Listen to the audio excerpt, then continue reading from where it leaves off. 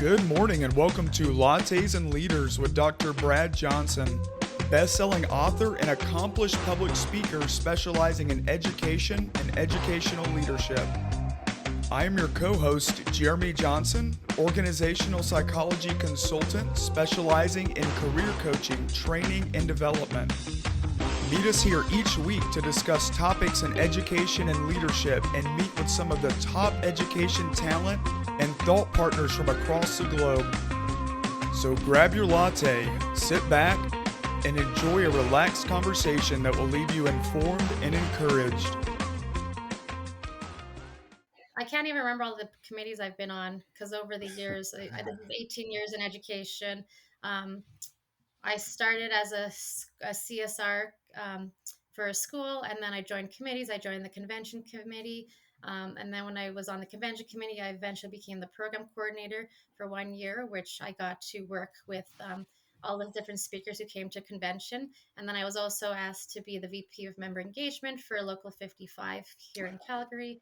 And I just found being involved, you get to know people and you just grow as a leader. And so that really helped, I believe, all of the committees I've been on shape the leader I am today. Um, One of the big things for me has always been how to support teachers as a leader. And so that's really helpful by listening to their stories and their experiences and having conversations with them to see what they need. And so yeah, another committee I've been on is Council for School Leadership. And that one as a leader is important because that's leaders in the province coming together to support teachers as well. And so this is my 18th year, as I said, in education, 11 year as a school leader. So I was an AP for 5 years, a VP for 6, and then I just completed my first year as a principal. And everything I do is looking at supporting teachers, which is the biggest piece to support student success. Yeah, Jeremy, just let that be her intro. That was really good. Yeah, oh yeah, I can cut that out Yeah, that was now. really good. Okay, So, perfect. how do you think you talked about all the different roles and things that you took on, and you talked about like a servant leadership mentality. How do you think those different roles help define your qualities of being a servant type leader? I think they just helped solidify um, my approach. I know, like, as a teacher or as a junior leader, I always was focusing on more the instructional leadership piece. However, of course, COVID-19 changed everything. And with well being the forefront of everything, I kind of shifted my approach to more looking at ways to support teachers and not look at all of the tasks that need to be completed. Um, and as in my first year as principal, that's really something that I really focus on is making those connections, being present, having those conversations, understanding what teachers need because a lot of times people think that we just have to look at students first, but I believe really you got to look at teachers first because if we want students to succeed, we absolutely have to look at meeting the needs of teachers. And so that's really what my focus is on now as a first completing my first year as a principal is what do teachers need? And so yeah, that's really what I focus on. I love that you said that, and we may have to blast that out as one of the bits that we market the podcast with because you're so right, and I get pushback from that sometimes from people too. But and I didn't invent the saying, but it's the teacher's working environment is the student's learning environment. So yeah, if they're not taken care of, feel valued and feel like that their working environment is a place they want to be, obviously that's going to affect the learning of the student. So like you said, you can say student first, but if the teacher's not taken care of, then the student's never really going to be taken care of like they should be too. So I love that mindset, and thank you for sharing that because I believe that all day long too. Yeah, that's really what I live by. And as I said, I know in looking at the research, it's all about relationships and relationships. If you want to have students have the positive relationship with teachers, you got to make sure that the teachers are taken care of because thriving teachers. My thing is thriving teachers leads to student success. Mhm. And so that's our job as leaders, Mhm. is to make sure teachers thrive and provide them the best positive learning environment that they can um, effectively support our students. Absolutely. Mhm. Mhm. Okay. So, looking through some of your education history, I'm really interested to hear about um, your bachelor's in cultural anthropology. So, how is that? Maybe how have you brought that into your teaching or maybe even your leadership? So I remember like my first year of university, I was in pre-med. That didn't work out for me. I wasn't really enjoying sciences. Then I Mm, took a anthropology class, which I really loved. And actually, I think what really I enjoyed about anthropology is the teachers. So as I switched over to an anthropology degree, it's because I made connections with the teachers, which is I think one of the mm, key reasons why I decided to complete my anthropology degree. Um, Cultures is always something that I'm interested in. And I think as a leader, that's something, especially when we're looking at ethical considerations and equity with students, being aware of the different cultural backgrounds of students is really important. Um, yeah, and one of the things too is I take that social constructivist worldview when I'm looking at education and just understanding teachers. So I think part of a social anthropology degree is you understand the cultures, and that's really what I look at, is understanding the students and the teachers and the culture of my schools. Would you say you oh, have, is Calgary pretty diverse? I've only flown in and out of there, so I've never got to spend time, but Yeah, it it's a seems very like an international city. yeah, we have a lot of different cultural backgrounds of students, and it's only gotten like more complex over time. And yeah, so there's a lot of different cultures of students in our schools, and so I think being education, it's really important to understand the different cultural backgrounds of our students to help meet their needs. Yeah, I love that, and I think that's so true. One of the reasons that we purposely chosen leaders from all different countries. We have about 10 or 12 different countries so far, is to kind of let everybody see, how cultures may differ or how they may be the same. But I think in schools it's real important to be cognizant of that because the students spend so much time at school that it's important for them to feel like it's part of, that they can relate to it and engage with it and feel comfortable there, regardless of where they're from or where they're at. So I think that is a piece that we really do have to think about and incorporate into the decisions that we make. So I'm appreciate you sharing that, and coming from that background, I think probably really gives you, a better framework within which to think, process, and implement things because of your degree and background. Yeah, absolutely. And also, like, I went to French immersion schools growing up, and then my mom came from Italy. So I've always okay. been exposed to different cultures. I've traveled a lot of different countries. And so I think that just helps give a more holistic picture of, Mm. yeah, how to um, meet the needs of everyone in my school. That's so true. And I love to travel and been to different countries. And I'm like, if there's one thing a person could do, that would really open their eyes and embrace diversity is to just experience time in other cultures. And you just see how wonderful people are and how wonderful their cultures are. And it just, it's something that you can't really understand just being educated. It's really about traveling and being immersed in it and experiencing them, and what you take away is just immeasurable. Yeah, absolutely. So, back to the topic of servant leadership, what do you think are the most important qualities in a servant leader? I think number one, you have to have heart, you have to care. Uh, Obviously, a servant leadership approach is putting the needs of teachers first. And so that's really what I look at. Um, my AP and I are very good about being present in our school. We do daily walkabouts. We ensure in the mornings that we are outside welcoming students and parents as the students are dropped off.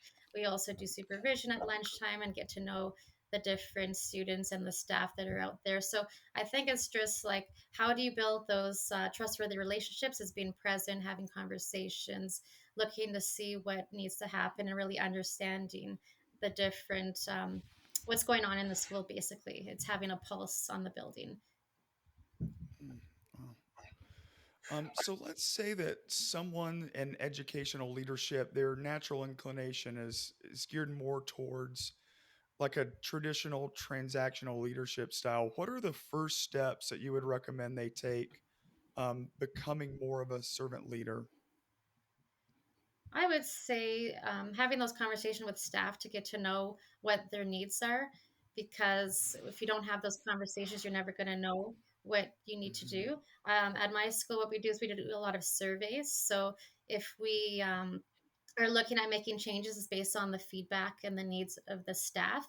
And we also make sure that anything that we do is based, we provide research if there's available, but we also, do, as I said, do surveys and look to see what people are, what the teachers need. And so I think it's just shifting that mindset of doing what's right for the teachers because that's what's right for the students. And having those conversations, learning, getting to know your different community partners and showing you care. And I would think maybe being more self-aware and being Hmm. more reflective, because that's a big piece of it, is reflecting on, is it working what you're doing as a transactional leader versus a transformational leader. um, and maybe look at the research, because the research does show that transactional leadership approach, especially in education today, is not very effective. Hmm. Absolutely. I Absolutely. love that. And I just want to re-emphasize what you said to any educational leaders that are listening is that it's okay to get feedback from your staff. It's okay to ask for input. And you hit the nail right on the head when you said, how do you know how to lead them if you don't know them and don't know what they need? And have those communications with them. So, it really is that communicating with them. And the big part of that is listening to them is such a huge part. So thank you for sharing that. Yeah, absolutely. This is, as I said, as a first year principal, the first thing I did in the start of the school year is book one-on-one meetings with every staff member just to get to know them and what worked, what are some changes. And based on those conversations, there was a few things that I made. Wasn't planning on making changes. I know the first thing as a principal, you never want to make changes right off the bat, but I did make changes based on changes that were needed and the teachers wanted. And then over the year, that is continuous. As at staff meetings, I always include an engage section where I have conversations. I propose like different topics and then listen to the teachers. And it's funny because near the end of the year, I asked a question and someone said, "Why don't you send out a survey?" I'm like, "Oh yeah, okay, yeah, I'll send out a survey." That's it, because they were getting used to being asked input, and they actually liked having the survey because they were able to, in a non-threatening environment, you can just share your thoughts. And my AP and I are great because we listen to them and we make the changes based on what they feel is necessary or needed. That's so true. And the big part of that is sending out the surveys is that you actually listen to them. Because, one of the things, feedback I get from teachers sometimes is, we don't, why do we fill them out? Because they don't listen to us anyway, and they're going to do what they want. So, they feel like it's a waste of time. So, your staff knows that you're going to take it to heart, listen, weigh it out, and, their input is valuable. So I think that's a big key to it as well, as making sure that you actually do something with it when you get it. Yeah, absolutely. That's what you want to do, is the follow through. You want to show that you're actively listening and you're actually responding to their needs and not just making decisions with no explanation. And that's another thing, is like, I love how Simon Sinek says, know your why. And that's a big thing, is always explaining, like, if there is a reason to change, like say there's something that has to be done because of bureaucratic decisions, explaining why you're making the change or why you're doing it is important. Yeah, but I think to get even there though is you built that trust with them because you built the relationship, you listen to them, you value their feedback.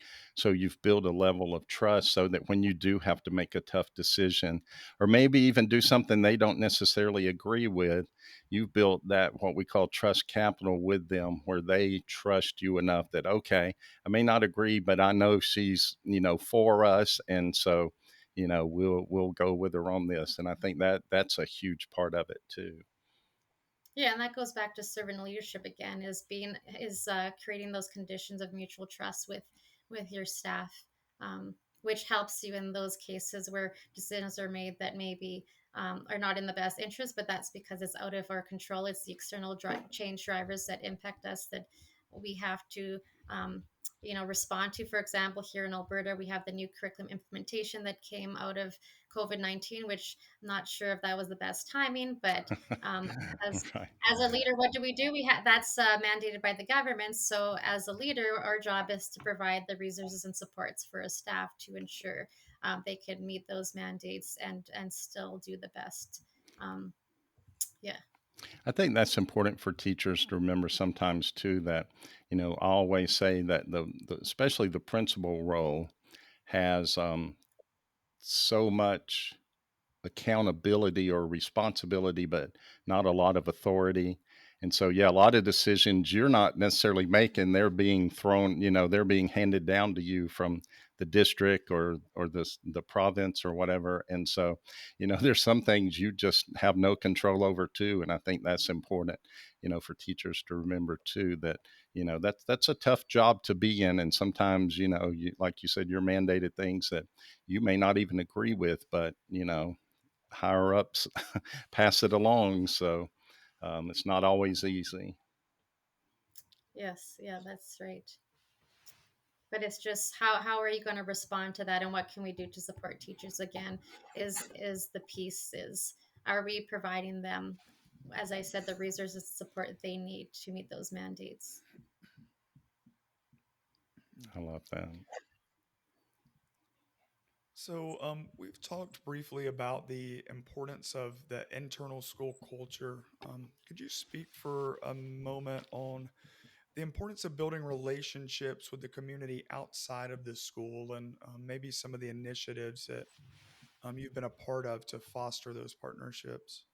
Yeah, absolutely. I'm working in a charter school, so one of the things is accountability to parents, and there we do have heavily parental involvement. I do enjoy some of the things that we have, like we do coffee talks once a month. So parents, we do one month is parents come in, one month is it's online, and it's run by school council. And my AP and I provide a report. They ask questions. We ask.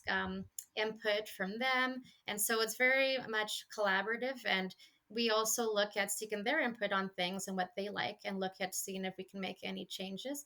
We also discuss why we make decisions and so that parents are aware because sometimes they don't understand all of the big picture. So it's very much, I believe, very important because we build those positive relations with parents.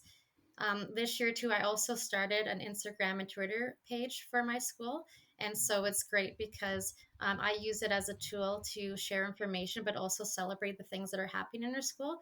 And it's great because I've heard feedback from parents that they love to see what's going on, and they love the reminders. If there's something coming up, I'll do a quick post, and so it's another way for them to remind.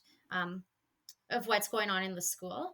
I also do like board reports and school council reports, and I've been using Canva. I don't know if you guys have used Canva, but I love Canva. So I have made some nice basically visual board reports that showcase the kids and what's going on in the school, and just making sure parents are informed, because parents, that's the one thing, is they want to see what's going on in the school, and they don't always see that if there's not that ongoing communication. So it's just working with parents, communicating with them, listening to their input.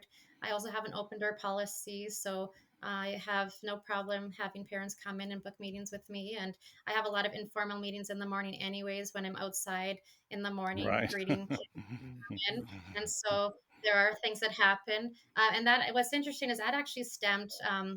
from transportation problems that we were having. At the start of the school year, I was actually busy in the mornings with individual meetings with staff. And then at a coffee talk, the issue about the transportation, which is a common problem in elementary schools, came up. And so my AP and I decided to go out in the morning. And then we ended up just going out every morning to support some of the problems, have conversations with parents if we see some transportation issues, and then making sure that they're safe, like the students crossing the road to get into the school. But it ended up being now we just do it as part of our daily routine, as part of connecting to the students and the parents. And your teachers and staff notice that too, trust me. When you're in, Yeah, because they know that we're outside too, just like them. yeah, exactly. But I love that you utilize social media. I think a lot of schools and leaders don't take advantage of that because, a lot of parents may not be able to get to the school as much as they like. So you're taking school to them, so to speak.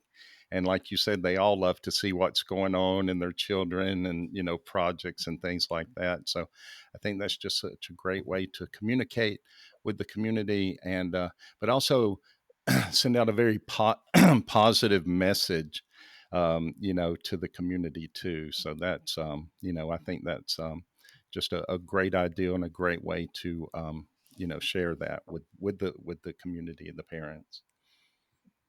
Yeah, absolutely. Okay, so this is always my favorite question to ask. Can you tell us about a teacher or two from your education that made the biggest impact on you? So it's not a teacher. I would say it's more of a colleague, and now Hmm. who's someone who's a supervisor. So when I was first an AP, I worked with a VP who was a first year VP, who kind of mentored me. And then over the years, we've developed a friendship, and she's always been a good mentor to me. She is the one, Dr. Lynn Leslie, who actually convinced me to do my doctorate. Because 10 years ago, when I finished my master's, I said never again. And then COVID happened, and then I was getting bored because I'm so used to doing so many things. And my friend who was completing her doctorate during COVID, had been trying to convince me for years. And then I was like, you know what? I'm going to give it a go. And best decision I made, because I feel like I really developed further positively as a school leader. And Good. yeah, so that's what I would say is, and taking that leap of faith, and um, deciding to pursue a doctorate, which, as you know, it's a lot of work, Yeah, absolutely. especially while working full time. Right. Yeah. Yeah. That's a second job. Yeah. Mm, okay. And you didn't mention that you have completed your dissertation and are just waiting for final approval, and you will soon be doctor. Yes. Yeah. So that's a huge piece, and I think if it wasn't for my colleague friend, Dr. Lynn Leslie, I don't think I would have gotten to where I am, or have decided to complete my EDD. So Well, that's awesome. And that is such a big deal. So, congratulations for that. That is a huge milestone. thank you. Mm. Okay, so in doing my research, I found that you are a pretty extreme athlete. I mean, it looks intense. I'm not much of a runner, but I saw the mile markers, and it was more than I could ever handle. So, what have you taken from um, your that aspect of your life that you've brought maybe into education or leadership?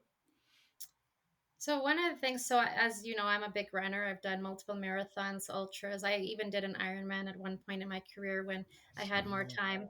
And I think part of that is just dedication and hard work, and completing something, like having a goal and completing it. And so um, having running as part of my life, and just training for things, impacts me as a school leader, because number one, um, I am having that healthy lifestyle, which is a Hmm. good. I share that with other people. You want to make sure you're doing something that you love, because especially in leadership, there's a lot of things that happen during the day. And so for me, I start my day by running. And over the years, I've actually impacted other people who have actually taken running or tried to make positive changes in their lifestyle to um, help balance the heavy demands that school leadership brings. And in a few schools pre-COVID, I actually created some run clubs in two schools. Oh, And in one school in particular, I ended up some teachers, a group of teachers, ended up doing their first half marathon, and then I had some junior high students complete their first 10K. I've also had kids complete their first 5K, and that's as young as grades 4 to 9. Um, and so that's just the thing, is my running has impacted me in my schools as I've brought my passion to it. I've also helped encourage others to run. And yeah, I don't know what else to say about that, but no, I love it, and I love that you bring that to the school. Because one of the big things that I have such a problem with is cutting out recess and unstructured play and physical activity, and we're just doing such a great disservice to our students when we do that, and then we wonder why there's increased misbehavior problems because we're taking away that ability to run, to play, etc. So I love that you bring that in and are able to influence even the students of your school with that, because that's lifetime skills, lifetime activities that they can take with them. And like you said, it's probably the best way you deal with stress, I guess. yeah, like I start my day with running in the morning. I train, and then like I do stuff 7 days a week. And so if there's the odd time where I can't do the run because I'm tired, I'm not feeling well, and I go to school, I actually don't have a good day like mentally for myself. So I've learned that regardless, I try to, as much as I'm tired, if if there's reasons why I don't go to bed as early as I like because of school activities or whatnot, I still make the effort because I know that I'll be a better person for my staff and students if I do get up and train before work. So I love that. Oh, yeah. Yeah. Yeah. And that sounds like you have your self care just under control. So we've talked to a lot of people, and they're just like, I tell people to, participate in self care, but I'm, awful about it myself. So it's great that you do that, and you're setting a good example for everybody.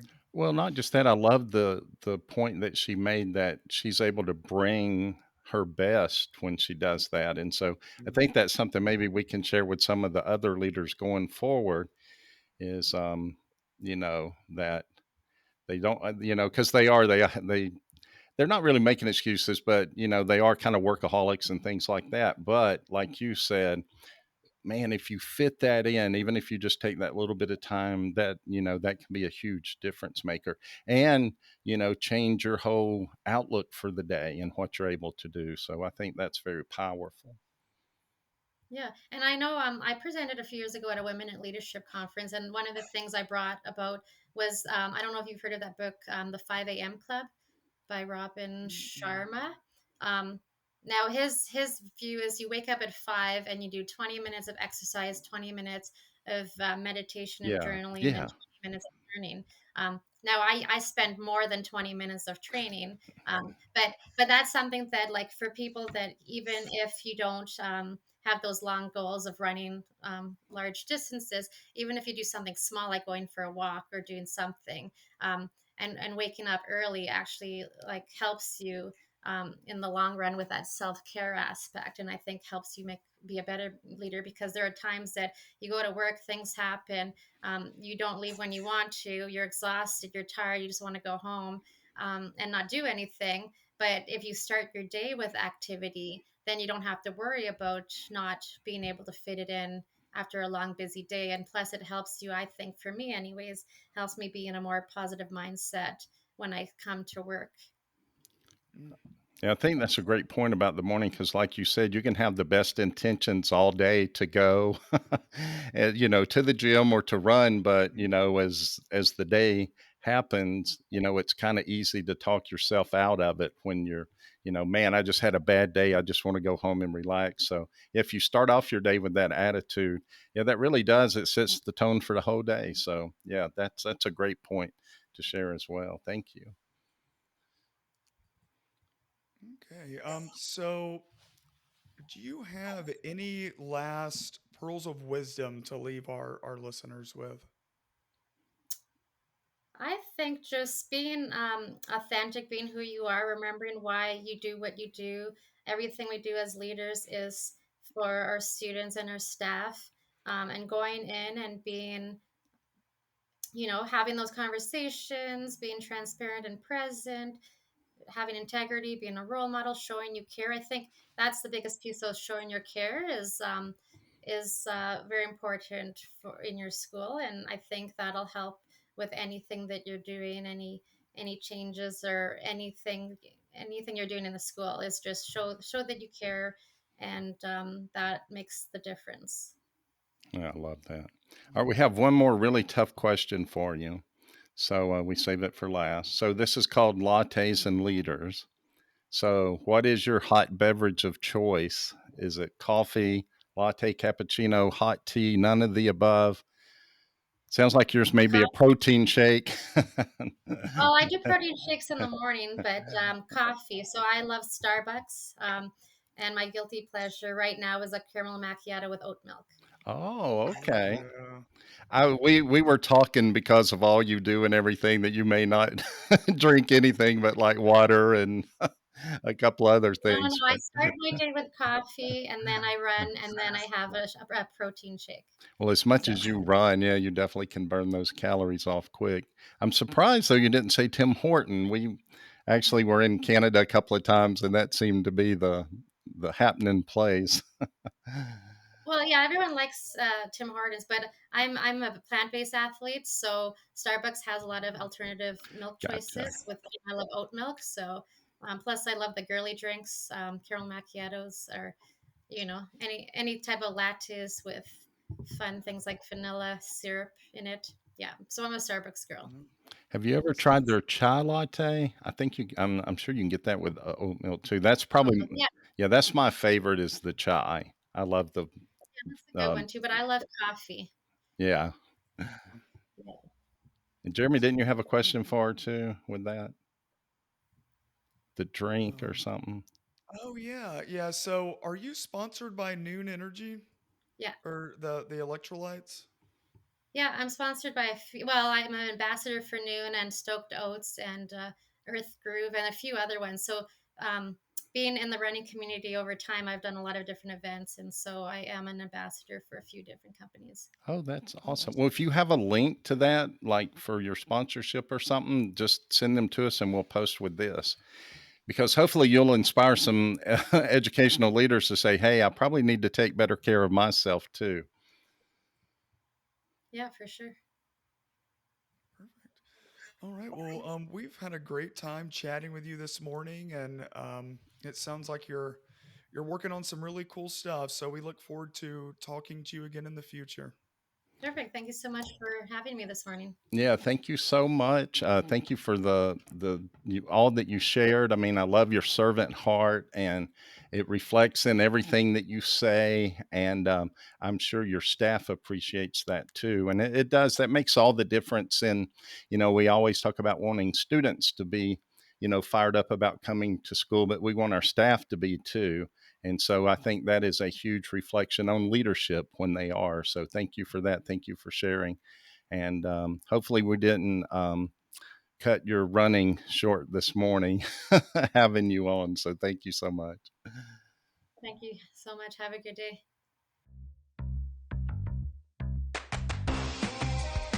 This has been Lattes and Leaders with Dr. Brad Johnson. We hope that you leave today feeling informed and inspired. For more educational content, be sure to add this podcast to your list and follow Dr. Johnson on any and all social media platforms. For more information on Dr. Johnson, Jeremy Johnson, and special guest, check out drbradjohnson.com. That is DOCTOR, bradjohnson.com. Hope to have you back soon.